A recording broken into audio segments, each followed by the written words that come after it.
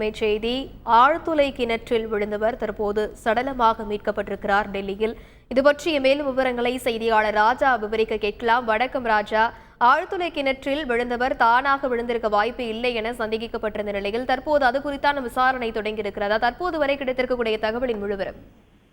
வணக்கம். டெல்லி கேஷப்பூர் மண்டி பகுதியில் அமைந்துள்ள தண்ணீர் சுத்திகரிப்பு நிலையத்தில் நள்ளிரவு பூட்டை உடைத்து அறை ஒன்றில் நுழைந்த இளைஞர் ஒருவர் 40 அடி ஆழ்துளை கிணற்றில் விழுந்த நிலையில் அவரை மீட்கும் பணியானது அதிகாலை முழுவதும் தொடங்கி நடைபெற்று வந்தது. 3 மணி அளவில் அவர் சடலமாக மீட்கப்பட்டதாகவும் அவருக்கு வயது 30 எனவும் கூறப்பட்டிருக்கிறது. முதற்கட்ட தகவல் வெளியே இருக்கிறது.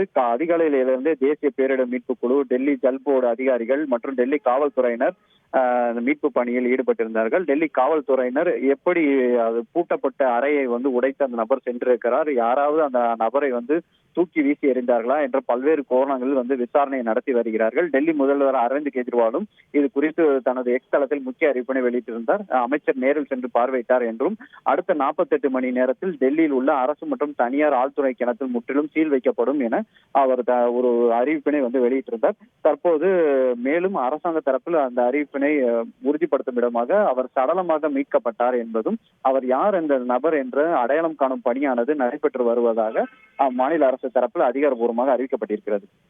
விவரங்களுக்கு நன்றி ராஜா. செய்திகளை உடனுக்குடன் தெரிந்து கொள்ள உடனே சப்ஸ்கிரைப் பண்ணுங்க.